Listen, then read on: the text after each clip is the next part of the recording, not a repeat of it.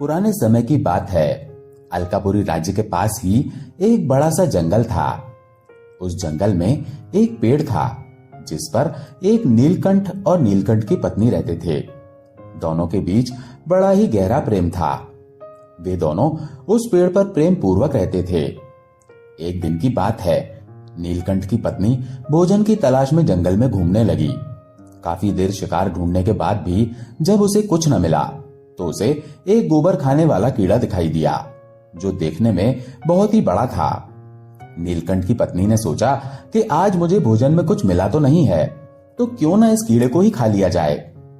इतना सोचने के बाद नीलकंठ की पत्नी उस कीड़े के पास जाती है और जैसे ही वो उस कीड़े को अपना शिकार बनाने वाली होती है कि वो गोबर का कीड़ा एक मनुष्य के रूप में बदल जाता है। उसने देखा कि कीड़ा एक दिव्य राजा के रूप में परिवर्तित हो जाता है। ये देखकर वो नीलकंठ की पत्नी बड़ी हैरान थी। राजा तो वहां से चला गया, फिर नीलकंठ की पत्नी भी किसी तरह से भोजन की व्यवस्था करके अपने पेड़ पर वापस लौट गई। नीलकंठ की पत्नी ये बात अपने पति नीलकंठ से कहती है, स्वामी, आज मैंने जंगल में बड़ी ही विचित्र घटना देखी जिसे देखकर मैं बहुत आश्चर्यचकित हूं।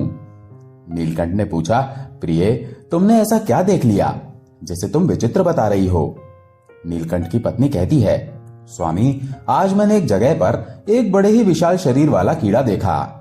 मैं कीड़े को भोजन बनाने के लिए जैसे ही आगे बढ़ी तो वो कीड़ा एक राजा के रूप में बदल गया।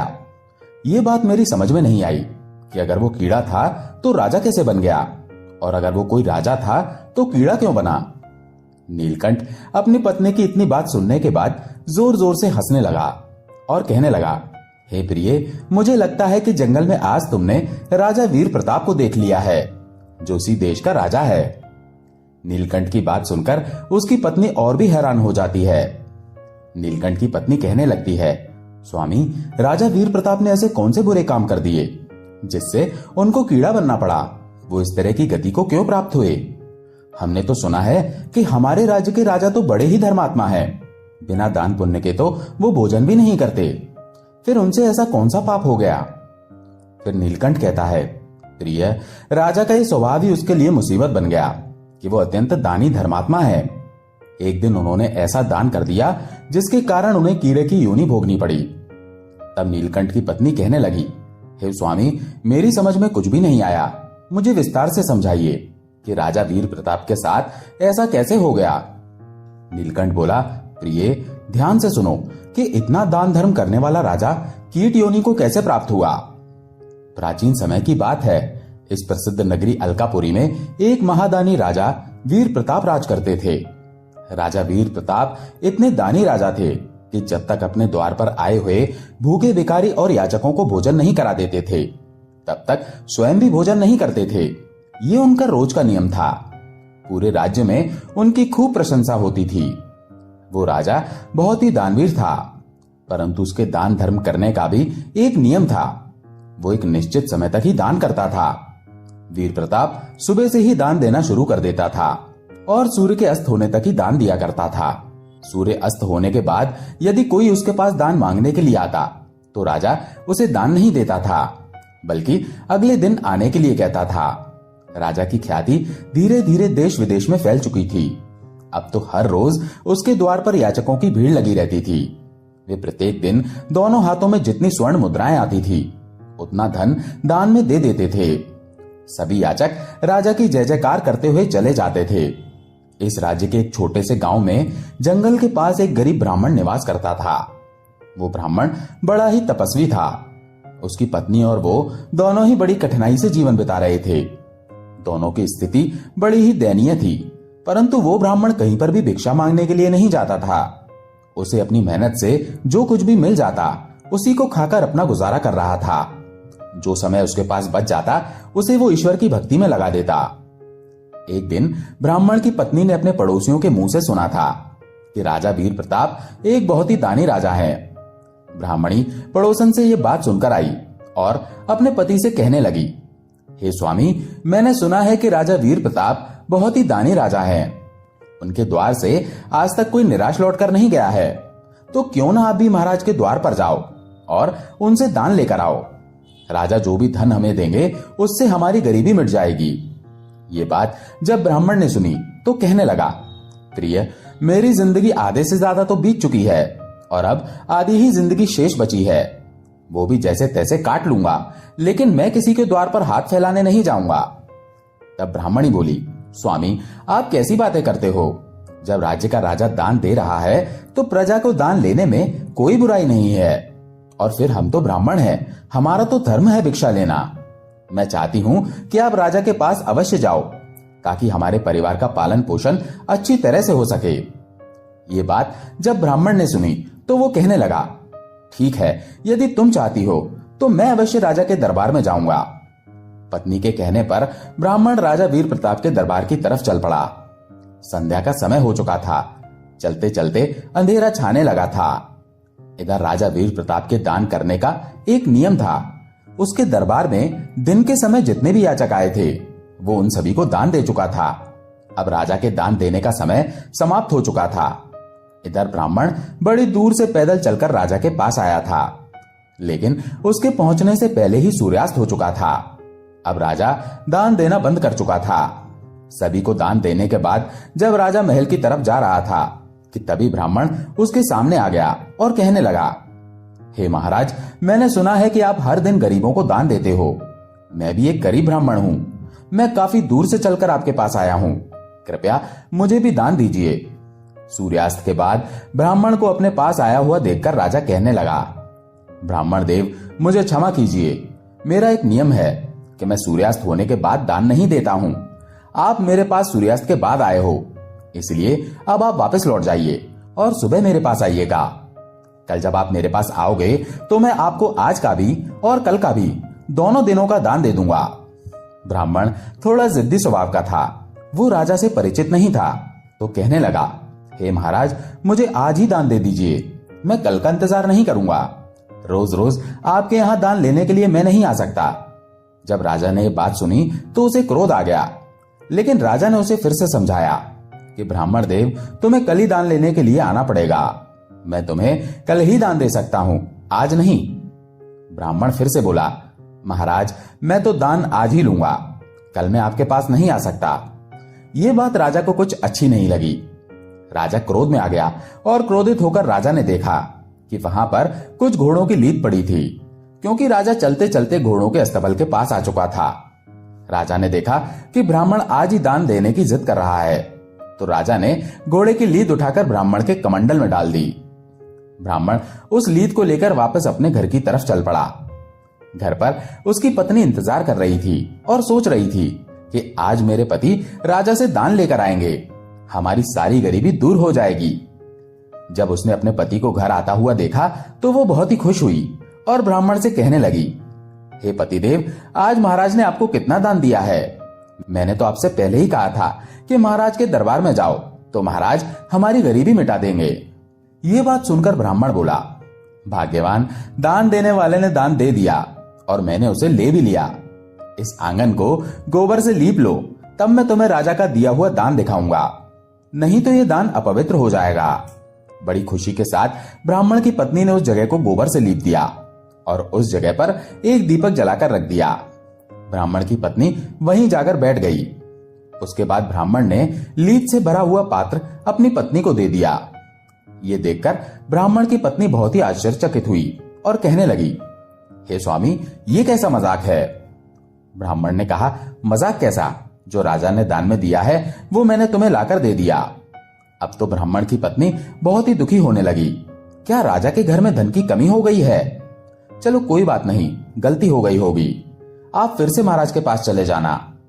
वो ब्राह्मण बहुत ही स्वाभिमानी था। कहने लगा, नहीं प्रिय, अब मैं राजा के पास वापस नहीं जाऊंगा। उस दिन के बाद ब्राह्मण कभी राजा के पास दान मांगने नहीं गया। ब्राह्मण ने उस लीद को अपने घर के द्वार पर रख दिया। दान का जो फल होता है वो दान करने वाले को 1000 गुना होकर वापस मिलता है। राजा ने जो लीद का दान दिया था वो दिन दोगुना और रात चौगुना बढ़ने लगा। ब्राह्मण के घर के द्वार पर धीरे धीरे लीद का एक पहाड़ सा बनता चला गया। वो बहुत बड़ा हो गया था। ब्राह्मण और ब्राह्मणी उस दृश्य को रोजाना देखते थे। ब्राह्मणी अपने पति से पूछती थी कि हे स्वामी, अब इस लीद के पहाड़ का क्या होगा? आप तो शास्त्रों के ज्ञाता हो, मुझे इसका मतलब बताओ। तब ब्राह्मण ने बताया, प्रिय, ये राजा के दान का फल है जो दिन पर दिन बढ़ रहा है और ये फल राजा को ही भोगना पड़ेगा। यदि हम इसे उपयोग में ले रहे होते तो राजा को इसका शुभ फल प्राप्त होता। अब जबकि ये हमारे किसी काम का नहीं है तो इसका परिणाम अब राजा को ही भोगना पड़ेगा। धीरे धीरे समय बीतता चला गया। इस घटना को कई वर्ष बीत चुके थे। एक दिन राजा वीर प्रताप वन में शिकार करने के लिए गया, परंतु राजा वीर प्रताप को कहीं कोई शिकार नहीं मिला। पहले का यह नियम होता था कि जब तक राजा को शिकार नहीं मिलता था वे वापस लौटकर अपने नगर को नहीं जाते थे, चाहे उन्हें मार्ग में ही कहीं क्यों न रुकना पड़े। अब राजा वीर प्रताप विचार करने लगा कि शाम का वक्त हो गया है और सूर्यास्त होने के बाद किसी जीव को सताना क्षत्रिय का धर्म नहीं होता। इसीलिए अब हमें शिकार के लिए वन में आगे नहीं जाना चाहिए और यहीं किसी स्थान पर ठहर जाना चाहिए। राजा जंगल में अपने रुकने का स्थान ढूंढने लगा। स्थान ढूंढते ढूंढते राजा उस ब्राह्मण के घर पहुंच गया जिसे राजा ने वर्षों पहले लीद का दान दिया था। लेकिन राजा अब तक उस घटना को भूल चुका था। राजा वीर प्रताप जब उस ब्राह्मण के घर पहुंचा तो कहने लगा, हे ब्राह्मण देव, मुझे आपके यहां रुकने के लिए स्थान चाहिए। राजा की बात सुनकर ब्राह्मण ने कहा, ठीक है महाराज, आपका हमारी कुटिया में स्वागत है। जो भी रूखा सूखा होगा उससे हम आपका सत्कार करेंगे। राजा को ब्राह्मण पहचान नहीं पाया और ना ही ब्राह्मण ने राजा को पहचाना। राजा उस रात ब्राह्मण की कुटिया में ठहर गया। ब्राह्मण के पास जो भी रूखा सूखा था वो उसने राजा को भोजन के रूप में दिया। भोजन करने के बाद राजा ने रात वहीं बिताई और जब सवेरा हुआ तो राजा की नजर ब्राह्मण की कुटिया के बाहर उस लीद के ढेर पर पड़ी जो अब एक पहाड़ के रूप में बन गया था। उस लीद के पहाड़ को देखकर राजा ब्राह्मण से पूछने लगा, हे ब्राह्मण देव, आपकी इस कुटिया के बाहर ये घोड़े की लीद से बना हुआ पहाड़ है, जबकि आपकी कुटिया में तो कोई घोड़ा ही नहीं है। क्या सचमुच आपके पास इतने सारे घोड़े हैं? तब ब्राह्मण ने उत्तर दिया, हम तो पूजा पाठ तप साधना करने वाले ब्राह्मण हैं, हमें भला घोड़ों से क्या काम।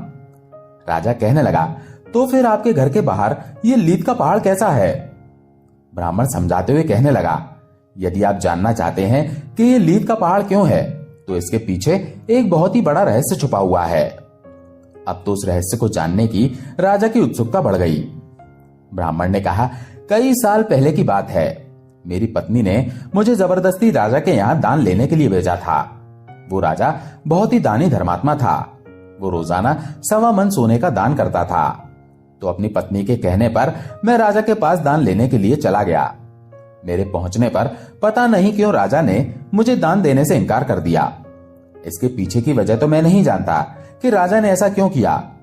जब मैं उनसे दान लेने की जिद कर रहा था तो वो मुझे अगले दिन आने के लिए कह रहे थे, लेकिन मैंने राजा की बात नहीं मानी और जब मैं दान लेने की जिद करने लगा तो राजा ने क्रोध में आकर मेरे कमंडल में घोड़े की लीद डाल दी। मैंने राजा का वो दान स्वीकार कर लिया। मैं उसे सम्मान सहित लेकर अपने घर चला आया और मैंने उस लीद को यहां पर रख दिया क्योंकि वो लीद मेरे कुछ काम की नहीं थी और दान की वस्तु को मैं कहीं फेंकना नहीं चाहता था। तब राजा ने पूछा, हे ब्राह्मण देव, राजा ने तो तुम्हें थोड़ी सी लीद दान में दी होगी, पर ये इतना बड़ा पहाड़ कैसे बन गया? तब ब्राह्मण ने समझाते हुए कहा, महाराज, वेद पुराण ये कहते हैं कि जो आदमी जितना दान देता है उसका कई गुना फल उसे वापस मिलता है। राजा का वो दान समय के साथ साथ बढ़कर हजारों गुना बढ़ गया है।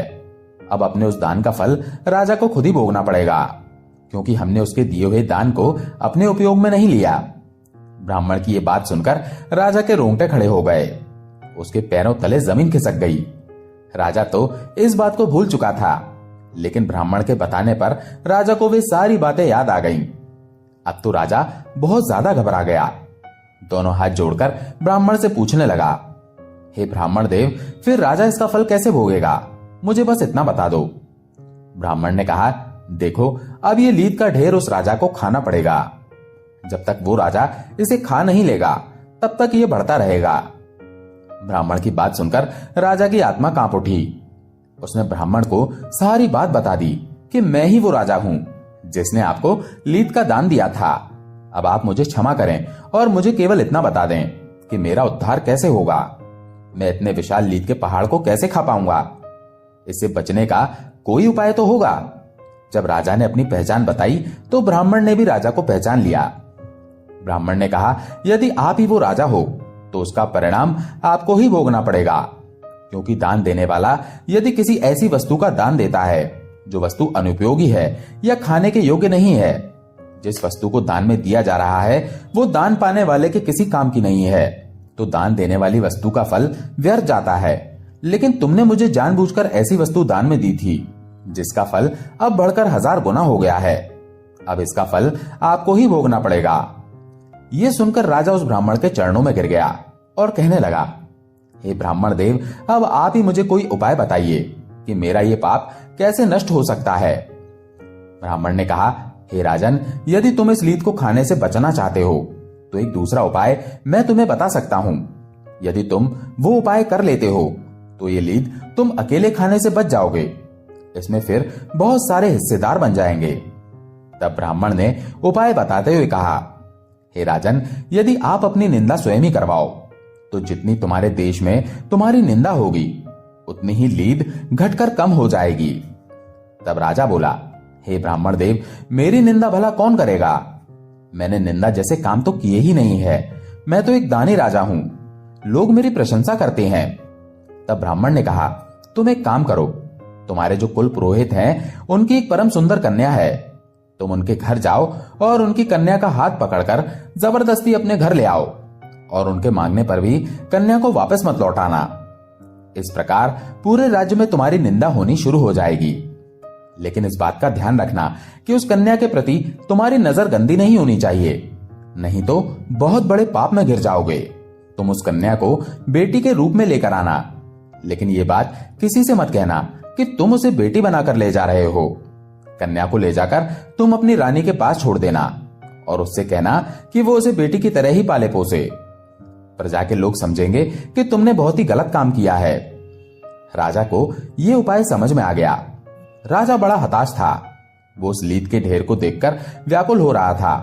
अब तो राजा अपने राज्य को लौटा और राज्य में आकर वो सीधा अपने कुल पुरोहित के घर पहुंच गया। कुल पुरोहित ने जब राजा को अपने घर पर आया देखा तो राजा का चेहरा बड़ा ही उदास था। कुल पुरोहित ने पूछा, हे राजन, आप इतने उदास क्यों हैं? तब राजा ने कहा, गुरुदेव, आप अपनी बेटी को बुलाइए, मुझे उससे कुछ काम है। गुरुजी ने सोचा कि राजा हैं, शायद कुछ इनाम देंगे, हो सकता है कुछ जरूरी बातें पूछनी होंगी।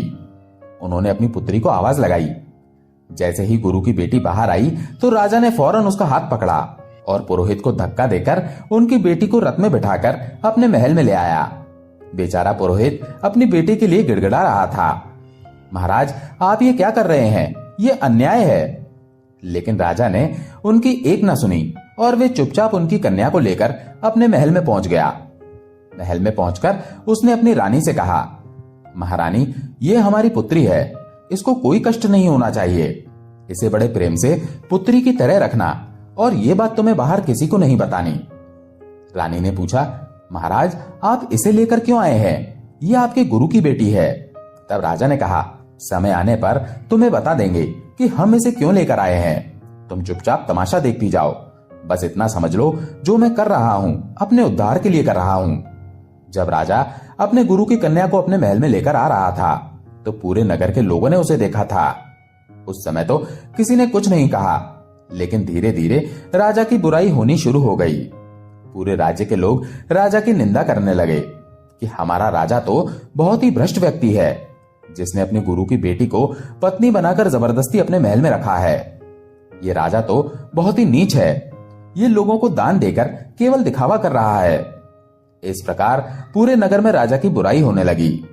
सब लोगों का यही कहना था कि ऐसे राजा का क्या भरोसा जो अपने गुरु का ही नहीं हुआ। इधर राज्य के नगर में जैसे जैसे राजा की निंदा हो रही थी, वैसे वैसे ब्राह्मण के घर के द्वार पर वो लीद का ढेर कम होता जा रहा था। जो लोग राजा की निंदा कर रहे थे वो लीद के उस ढेर में राजा के हिस्सेदार बनते जा रहे थे। लीद का ढेर बहुत ही कम हो गया और जितनी लीद राजा ने दान में दी थी उतना ही ढेर वहां पर रह गया।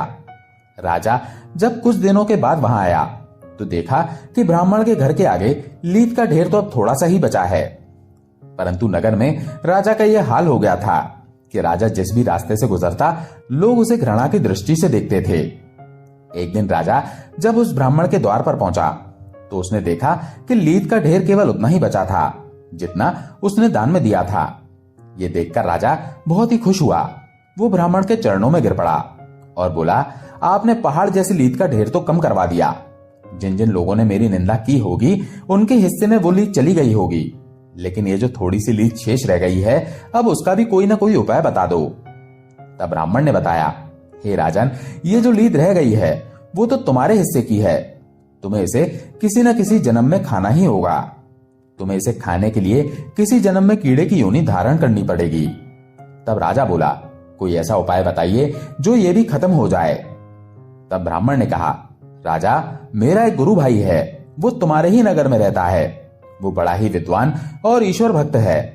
वे दोनों पति पत्नी बड़े ही सज्जन हैं। हर समय वे ईश्वर के ध्यान में लगे रहते हैं। लगता है उन दोनों ने तुम्हारी बुराई नहीं की होगी। यदि वे दोनों भी तुम्हारी आलोचना करते हैं तो ये लीद का ढेर आज ही समाप्त हो जाएगा। ये बात सुनकर राजा कहने लगा, ठीक है, मैं ये भी प्रयास करके देखता हूं। मैं उनसे भी अपनी निंदा करवाता हूं। तब राजा ने अपना वेश बदल लिया और वेश बदलकर वो उस ब्राह्मण के घर पहुंच गया। उस ब्राह्मण ने राजा का बहुत ही स्वागत किया और बैठने के लिए एक उचित आसन दिया। तब राजा कहने लगा, ब्राह्मण देव, मैंने सुना है कि यहाँ का जो राजा है वो बहुत ही नीच है। ब्राह्मण कहने लगा, होगा, मुझे नहीं पता। राजा ने कहा, वो नीच इसलिए है क्योंकि उसने अपने ही गुरु की पुत्री को बलपूर्वक अपने घर में रख लिया है। ब्राह्मण बोला, मुझे नहीं पता। राजा अपने ही मुख से अपनी बुराई करने लगा। बताओ, अपने गुरु की पुत्री को अपने घर में रख लिया है, ये कहां का न्याय है? ये तो बहुत ही नीच राजा है। ब्राह्मण बोला, भाई, मुझे नहीं पता, और ये सब बातें तुम मुझे क्यों सुना रहे हो? मैं इन सब बातों में ध्यान नहीं रखता हूं। जब राजा ने बार बार उस ब्राह्मण को उकसाया कि वे राजा की आलोचना करे, लेकिन फिर भी उसने आलोचना नहीं की, तब ब्राह्मण ने देखा कि ये व्यक्ति राजा की बहुत ही निंदा कर रहा है और ये चाह रहा है कि मैं भी राजा की निंदा करूं। जरूर इसके पीछे कोई भेद है। तब ब्राह्मण ने अपने तपोबल से देखा तो समझ गया कि ये तो स्वयं यहाँ का राजा है और मुझसे अपनी आलोचना करवाना चाहता है, क्योंकि इसने ऐसी वस्तु दान में दी है जिसका पाप इसे भोगना पड़ेगा, और ये चाहता है कि मैं इसकी निंदा करूं और इसका पाप मुझे भी मिल जाए। ये मुझे अपने पाप में सम्मिलित करना चाहता है। तब ब्राह्मण कहने लगा, हे राजन, मैं तुम्हें पहचान गया हूं। तुम्हारी भलाई इसी में है कि तुम यहां से वापस लौट जाओ। मैं कभी किसी की आलोचना या किसी की बुराई नहीं कर सकता। तुम्हारा पाप तुम्हें ही भोगना पड़ेगा। इस तरह से ब्राह्मण ने फटकार लगाकर राजा को वहां से भगा दिया। निराश होकर राजा वहां से लौट गया और फिर उसी ब्राह्मण के घर पहुंच गया जहां पर वो लीद का ढेर था। ब्राह्मण के चरणों में गिरकर राजा कहने लगा, ब्राह्मण देव, क्या अब इसका कोई और उपाय नहीं है? तब ब्राह्मण ने कहा, राजन, अगर ये उपाय भी नहीं चला, समझ लो कि ये सब अब तुम्हें ही खाना पड़ेगा, चाहे जैसे भी खाओ। राजा कहने लगा, ब्राह्मण देव, यदि मैंने इसके लिए कोई जन्म धारण किया और तब उसको खाया तो ना जाने कितने जन्मों तक मुझे पाप लगता रहेगा। क्यों ना आप अपने योग बल की शक्ति से मुझे कुछ समय के लिए कीट बना दो। कीड़ा बनकर मैं इस लीद के ढेर को खा जाऊंगा। ब्राह्मण कहने लगा, नहीं राजन, मैं तुम्हें कीट नहीं बना सकता। इतनी शक्ति मेरे अंदर नहीं है। ये काम तो विधाता का है। परंतु मैं तुम्हें इतना बता सकता हूं कि इस जन्म में मरने के बाद तुम अगले जन्म में कीट बनोगे, और जब तुम अपने हिस्से की लीद को खा जाओगे तब तुम इस पाप से मुक्त हो जाओगे, क्योंकि तुमने जीवन में कोई पाप नहीं किया है, हमेशा दान दिया है। तुम्हारी गिनती महादानियों में होती है। कीट तो तुम्हें अवश्य ही बनना पड़ेगा, लेकिन ऐसा करते ही तुम अपनी मानव योनि को प्राप्त हो जाओगे। और फिर कुछ दिनों के बाद राजा वीर प्रताप की मृत्यु हो गई। मृत्यु होने के बाद वो उस गोबर खाने वाले कीड़े के रूप में जन्म लेते हैं, और जिस जगह पर वो लीद पड़ी हुई थी उसी जगह पर वो कीड़ा जाकर लीद खाने लगा। धीरे धीरे समय बीतने के साथ वो इस लीद को खा गया। उस लीद को खाते खाते वो बहुत बड़ा हो गया और उसने अपने हिस्से की सारी लीद समाप्त कर दी। उस लीद के जब कुछ ही कण बाकी थे और वो उन्हीं को खा रहा था, तभी नीलकंठ की पत्नी की नजर उस पर पड़ी। इसके बाद नीलकंठ पक्षी ने ये सारी कहानी अपनी पत्नी को सुनाने के बाद कहा, प्रिय, और जब तुमने उसे देखा और उसे खाने के लिए आगे बढ़ी तो उस समय उसका श्राप समाप्त हो चुका था और वो मनुष्य रूप में प्रकट हो गया और दिव्य रूप धारण कर स्वर्ग को चला गया। नीलकंठ ने कहा, हे प्रिय, जरूर तुमने उस राजा वीर प्रताप को देख लिया होगा जिसने क्रोध में आकर एक ब्राह्मण को लीद दान में दे दी थी। जिसके कारण वो एक कीड़े की योनि में पैदा हुआ। हमारे वेद और शास्त्रों में लिखा है कि जो व्यक्ति क्रोध में आकर दान देता है, परिहासवश दान देता है, अहंकारवश दान देता है, वो हमेशा पाप का भागी होता है। दोस्तों, आपको ये कहानी अच्छी लगी हो तो लाइक और कमेंट जरूर करें और इसी तरह की मजेदार कहानियां पढ़ने और सुनने के लिए चैनल को सब्सक्राइब करें। धन्यवाद।